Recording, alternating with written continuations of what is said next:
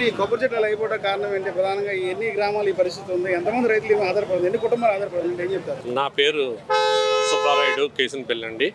ఇది వ్యవసాయం, నేను కొబ్బరి రైతుని. సుమారు 12 గ్రామాలు అంటే సుమారు 2000 ఎకరాలు అంటే 2 లక్షల కొబ్బరి చెట్లు ఈ విధంగా ఉప్పు నీరు తోటలోకి ఎక్కిపోవడం వల్ల పూర్తిగా సర్వనాశనం అయిపోయినాయండి.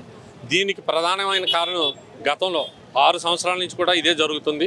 మాకు 6 సంవత్సరాల క్రితం ఒక రెడ్జింగ్ జరిగింది, సగం లెక్క కనాదు వదిలేశారు, గట్టు కింద అది మెరకైపోయింది.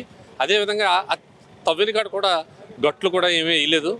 అదొక ముఖ్య కారణం. ఓఎన్జీసీ వారు స్పెసిఫిక్ సర్వే చేయడం వల్ల కూడా భూమి కుంగుతుందన్నారు. అది మాకు అంతగా అవగాహన లేదు, కానీ అప్పటి నుంచే మాకు పూర్తిగా ఈ నీళ్ళన్నీ ఎక్కుపోవడం వల్ల మా వ్యవసాయ భూములన్నీ కూడా సర్వనాశనం అయిపోయినాయండి.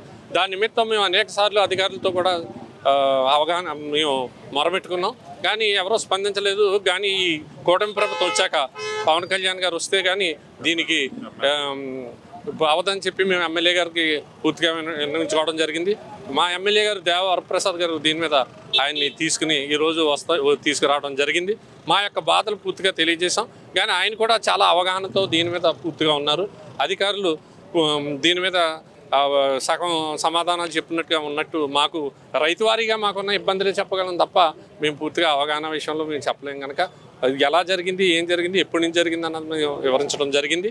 అదేవిధంగా దీని మీద నేను ఒక నిర్దిష్టమైన ప్రణాళికతో ఉన్నానని చెప్పి ఆయన చెప్పడం జరిగింది. మరియు దీని మీద ఒక 15 రోజులు పోయాక ఒక సెకండ్ కమిటీ అవసరం వస్తే ఇది క్లియర్ అయ్యే వరకు చేస్తానని అన్నారు. అదేవిధంగా కలెక్టర్ గారు కూడా ఈ కోనసీమ జిల్లాలో జరిగిన మొత్తం వారికి వివరించినట్టుగా మాకు అర్థమైంది. దాని మీద సెంట్రల్ బోర్డుతో మాట్లాడి సెంట్రల్ గవర్నమెంట్ ఇది ఒక తక్కువ స్కీమ్ కాకుండా నేనేదో 20 కోట్లు 30 కోట్లు చెప్పేసి వెళ్ళిపోవడానికి రాలేదు, దీని శాశ్వత పరిష్కారానికి వస్తామని చెప్పి పూర్తిగా చెప్పారు. దీన్ని మళ్ళీ కమిటీ వేస్తామన్నారు. మేము చాలా ఆనందంగా వానికి ఆయన చెప్పిన దాన్ని మేము పూర్తిగా స్వాగతిస్తున్నాం.